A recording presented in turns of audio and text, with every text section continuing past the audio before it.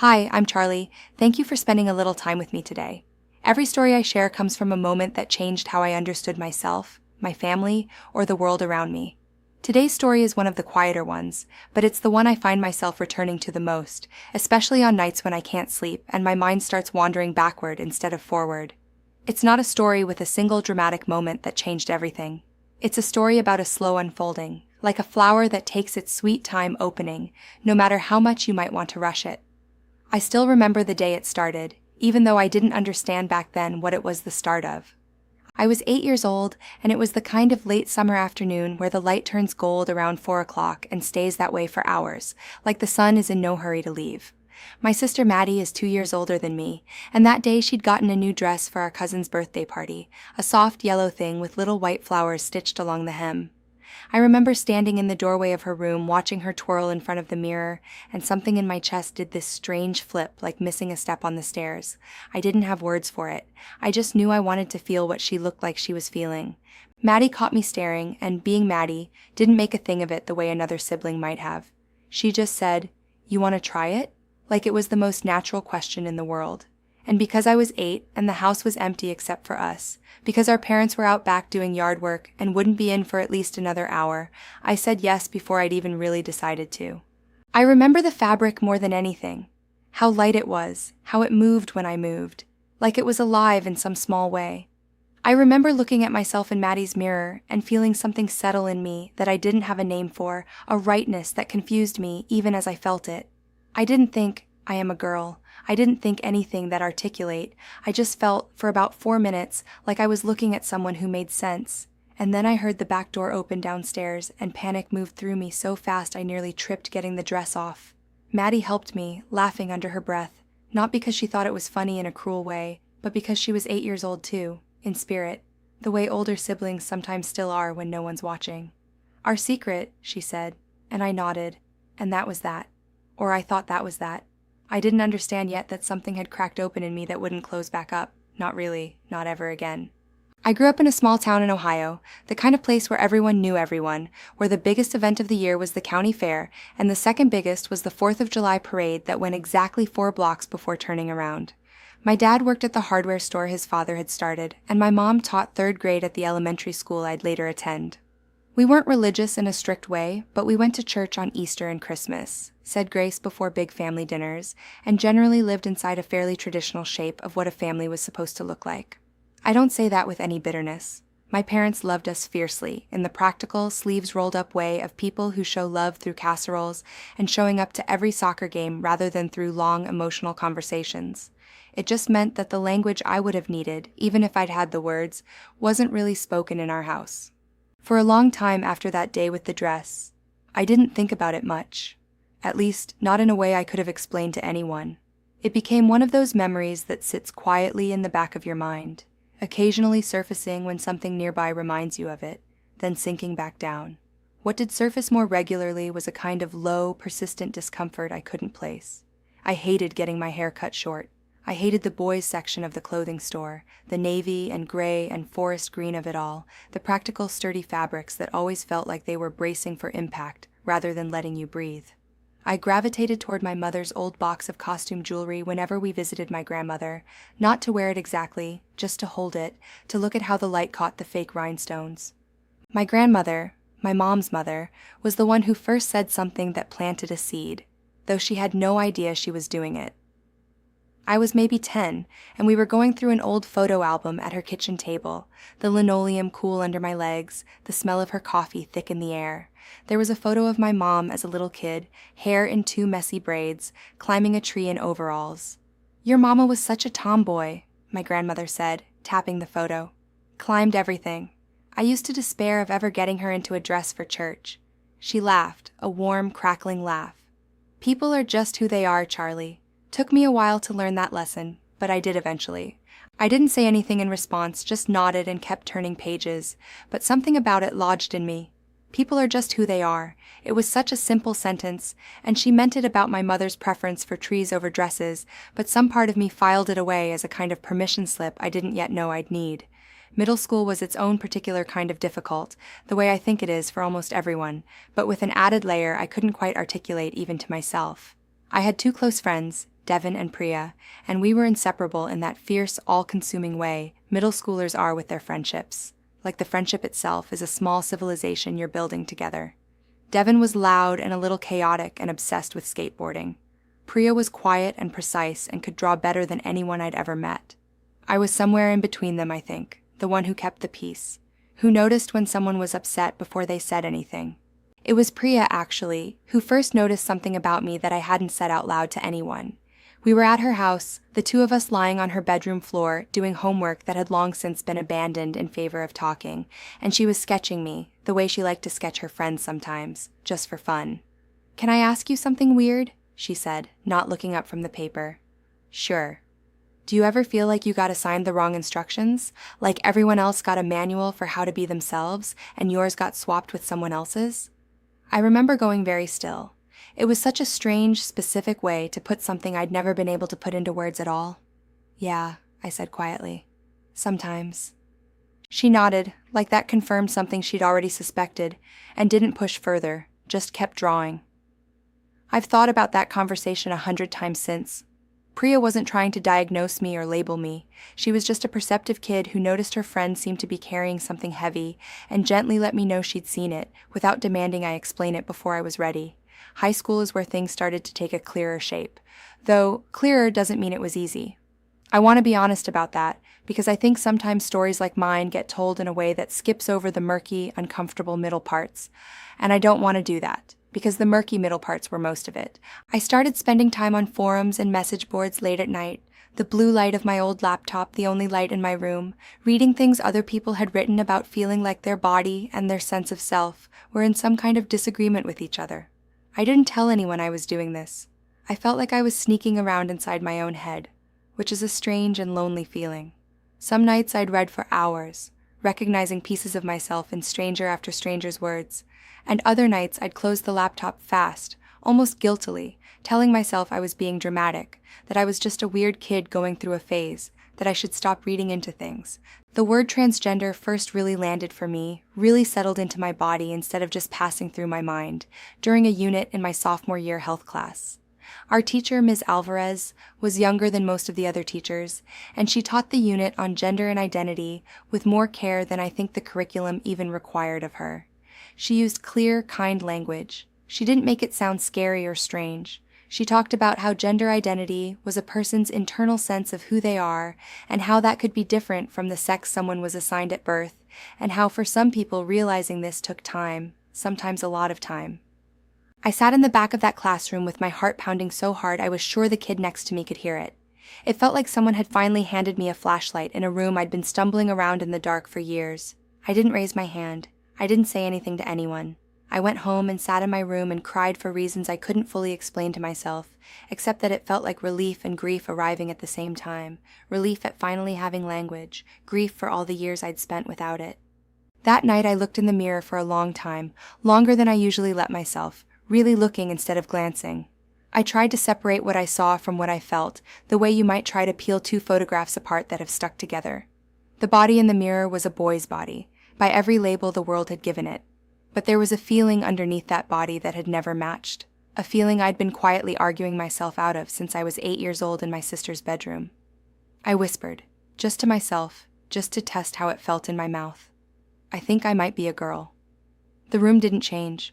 The world outside my window kept being exactly the same, but something in my chest loosened just slightly, like a knot that had been pulled tight for years finally getting a little give. I want to be clear that this wasn't a lightning bolt moment that resolved everything. If anything, it opened up a new, more complicated chapter, because now I had a word for what I felt, but I had no idea what to do with it. I didn't know how to tell anyone. I didn't know if I even wanted to tell anyone yet, or if I just wanted to sit with this private knowledge a little longer, turning it over like a stone in my pocket, getting used to its shape before I showed it to the world. The first person I told eventually was Maddie. It felt right that it would be her, given where this whole story had started. I was 16 by then, she was 18, and about to leave for college, and there was a strange tenderness to that summer before she left, like we both knew something was ending even if neither of us said it directly. We were in her car one night, parked outside the Dairy Queen where we'd just gotten ice cream, windows down, the radio playing low. I don't even remember what we'd been talking about before, something unimportant, and then there was a pause, and I just said it. I think I'm a girl. Like, actually. Not like a joke or a phase. I've thought about it for a long time. Maddie didn't say anything for a moment, and I remember being terrified of that silence. My whole body braced for I didn't know what. Then she reached over and took my hand, the way she used to when we were little kids crossing the street. "Okay," she said. "Thank you for telling me." And then, after another pause, quieter, "Do you remember the dress?" I laughed, a wet, surprised laugh, because of course she remembered too. "I think about it all the time," I admitted. "I always wondered," she said. "Not in a weird way, just, you looked so happy that day. I never forgot it." She squeezed my hand. "I love you. I don't totally understand everything yet, but I want to. You're still my sibling, however that looks." I cried in that car for a long time, Maddie just sitting with me, not rushing me, not needing me to explain myself more than I had. It's strange how much relief there can be in being witnessed without judgment, even before anything else has changed. Telling Devin and Priya came next, separately, over the following months. Devin's reaction was the one I was most nervous about, honestly, because Devin had always been so emphatically, performatively masculine in the way some teenage boys are, all loud opinions about sports and posturing that I sometimes worried meant he wouldn't have room in his understanding of the world for something like this. But Devin surprised me. He went quiet for a second, processing, and then said, "Okay, I'm gonna probably mess up pronouns sometimes while I get used to it, but I'm not going anywhere. You're still the person who taught me how to ollie. That doesn't change." Something about how plainly practical he was about it actually helped more than a more emotional reaction might have. It made it feel less like a crisis and more like a fact we were both adjusting to together. Priya, when I told her, just nodded slowly and said, "I think some part of me has known since we were 13, lying on my floor." She smiled. "I'm glad you finally get to know it too." Telling my parents took the longest, almost a full year after I'd told my friends, and I think that delay says something true about how families work, how the people closest to us can sometimes be the hardest to be honest with, because the stakes feel so much higher. I was terrified of disappointing them, of breaking some picture they'd carried of who their child was going to grow up to be. I chose a Sunday evening after dinner, when the dishes were done and the house had that particular quiet calm it got on Sunday nights before the week started up again. My dad was reading the paper in his recliner, my mom was folding laundry on the couch, and I stood in the doorway of the living room the way I had stood in Maddie's doorway all those years before, feeling like I was about to step off some kind of ledge. "Can we talk?" I said, and something in my voice must have signaled this was serious, because my dad set the paper down immediately, and my mom paused mid-fold. I'd practiced what I was going to say probably 100 times in my head, but in the moment it came out simpler than any version I'd rehearsed. "I need to tell you something about myself that I've known for a while now and been scared to say. I'm transgender. I'm a girl. I have been this whole time, even when I didn't have the words for it."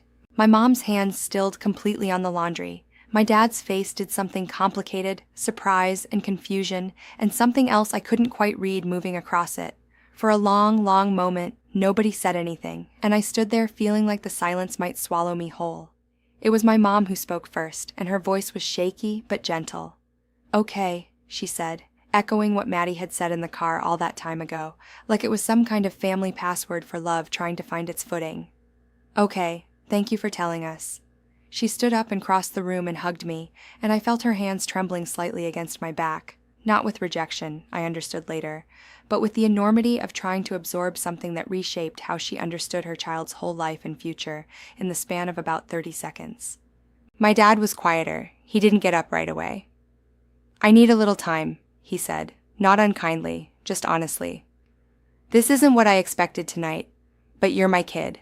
That's not changing. I just need to understand it better." He looked at me for a long moment. "Are you happy?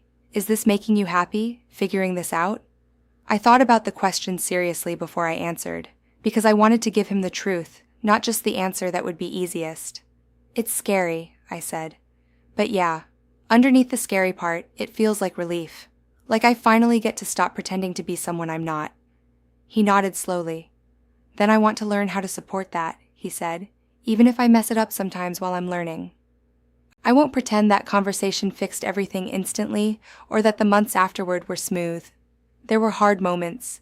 My dad slipped up on pronouns more times than I could count for the first year, and each slip felt like a small paper cut, even when I knew it wasn't intentional. My mom had a harder time than I expected with the idea of a new name, holding on to the one she'd chosen for me as a baby, with a grief I came to understand wasn't about rejecting me, but about mourning a particular imagined future she'd carried for years, without realizing how tightly she'd been holding it. We chose my name together, actually, which I think helped more than almost anything else in the whole process. I'd been sitting with a few options privately for months, names I'd tried on the way I'd tried on that yellow dress all those years ago, testing how they felt in my mouth and in my chest. But I wanted my family to be part of choosing it too, not because I needed their permission, but because I wanted them to feel like they were still part of building who I was becoming, the way they'd been part of building who I'd been before. We sat around the kitchen table one night, the same table where my grandmother had once shown me the photo of my mother as a tomboy in overalls, and we went through a list. My mom suggested a name that had been her grandmother's, my great-great-grandmother, a woman named Charlotte, who had apparently been famously stubborn and famously kind in equal measure, according to family legend.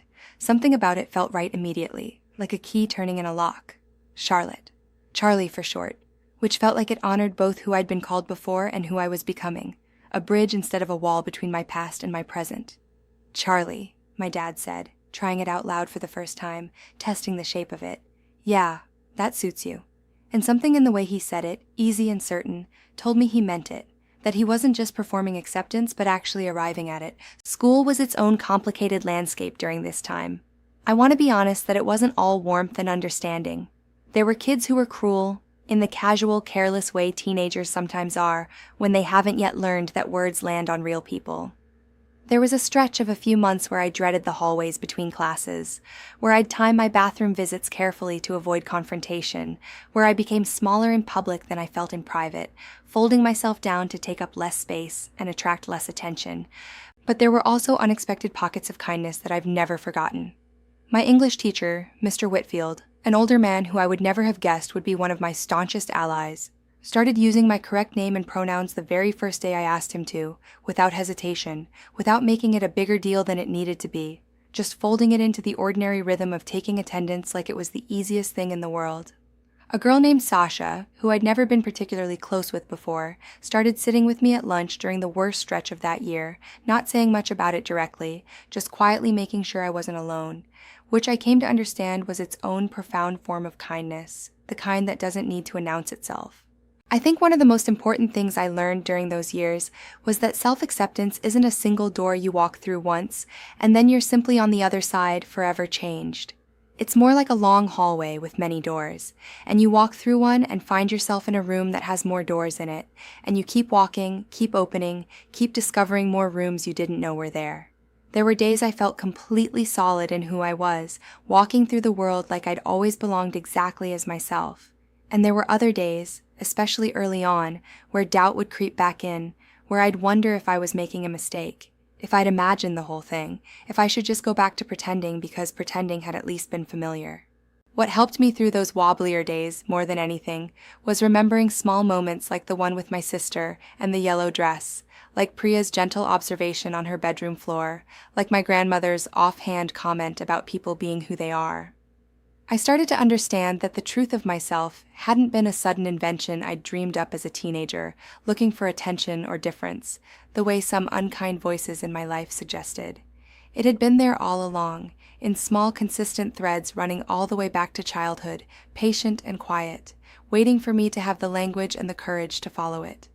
There's a particular memory from my senior year of high school that I think captures, better than almost anything else, what self-acceptance actually felt like once it started to settle into something steadier. It was prom season, and I'd been agonizing for weeks over what to wear, not because I didn't know what I wanted, but because wanting it so openly, in such a public setting, in front of my entire graduating class, felt like an enormous leap. I'd been out for over a year by then, had transitioned socially in most parts of my life, but there was something about a formal dress, about photographs that would exist forever, about walking into that gymnasium transformed into a starlit ballroom in front of everyone I'd grown up with, that made the stakes feel higher than they had in a long time. My mom came with me to find the dress, which felt significant in itself, a kind of full-circle moment neither of us spoke about directly, but that I think we both felt.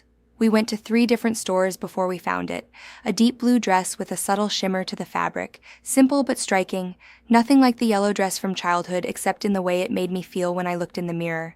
that same rightness, that same settling in my chest, except now it wasn't tangled up with panic and secrecy. Now it was just quiet, certain happiness. "You look beautiful," my mom said in the dressing room, and her voice cracked slightly on the word, and I understood that crack wasn't sadness anymore. Not really. It was just the ordinary overwhelm of watching your child become fully, visibly themselves after years of watching them hide. My dad took photos before I left for prom, fumbling a little with the camera the way he always did, telling me to stand by the staircase, by the fireplace, with Maddie, who'd come home from college that weekend specifically for this. I remember him saying, almost to himself, "I'm proud of you, kiddo," and then catching himself, "Sorry, I'm proud of you, Charlie," correcting the old habit of an old name without making a production of it, just gently steering himself back to the truth of who I was. I think about that night a lot, not because anything dramatic happened at the dance itself, which was honestly fairly ordinary as far as school dances go, too loud music and uncomfortable shoes and the particular bittersweetness of knowing high school was ending. What I think about instead is the drive home afterward, my friends and I piled into Devon's car, windows down again, the summer air warm, and the radio playing something we all sang badly together. I looked out the window at the familiar streets of our small town passing by, streets I'd walked and biked and driven 1,000 times, and I felt, for maybe the first time so completely, like the person living my life and the person I actually was had finally become the same person. Not a costume, not a secret kept in a sister's bedroom, just me, finally allowed to be fully visible in my own life. I won't pretend that everything has been simple since then. Self-acceptance, I've learned, isn't a finish line you cross and then never think about again. It's something you keep choosing in small ways, on ordinary days, for the rest of your life. There are still moments of doubt sometimes, still hard conversations with relatives who are slower to understand, still small griefs for the parts of childhood that were harder than they needed to be because I didn't have the language or the safety to be myself sooner. But underneath all of that, there's a steadiness now that wasn't there before, a sense of having finally come home to myself after a long, winding journey to get there. My grandmother, the one who'd shown me that photograph all those years ago, lived long enough to see me come into myself, and I'll never forget the conversation we had not long before she passed, the two of us back at her kitchen table, the same linoleum, the same smell of coffee, years and years after that first conversation about my mother climbing trees. "You know," she said, taking my hand in her papery, familiar one, "I think I always sensed something different about you, even when you were small. I didn't have the words for it back then, and maybe if I had, I would have understood sooner what I was sensing. But I want you to know, Charlie, that the person sitting in front of me now is exactly who I always loved. You didn't become someone new. You just finally let the rest of us see who you'd been all along." I think that's the truest way I've ever heard it put, truer than anything I could have written myself. I didn't become someone new the day I tried on my sister's yellow dress, or the day I learned the word transgender in a 10th grade health class, or the day I told my parents at the kitchen table, or the day I walked into prom in deep blue fabric that finally matched the person underneath it. Those were all just moments along a long, slow path of letting the truth catch up to the surface, of finding, piece by piece, conversation by conversation, the name and the shape and the life that had always actually been mine. If there's anything I hope someone listening to this story takes away, it's that you don't have to have it all figured out in one dramatic moment. Self-discovery, at least the way I experienced it, was made up of dozens of small, ordinary instances, a sister's kindness, a friend's perceptive observation, a teacher's clear and caring words, a grandmother's offhand wisdom, a quiet conversation at a kitchen table. None of those moments alone would have been enough. It was the accumulation of them, the slow, patient layering of understanding and acceptance, both from the people around me and from myself, that finally let me become fully who I'd always been underneath. Thank you for listening to my story today. If something in my journey reminded you of your own, I hope you remember that growth often begins with the smallest, quietest moments, long before anyone else can see them happening. Be patient with yourself, the way the people who loved me learned to be patient with me, and the way I eventually learned to be patient with myself too. Take care of yourself, and I'll see you again in the next story. I'm Charlie.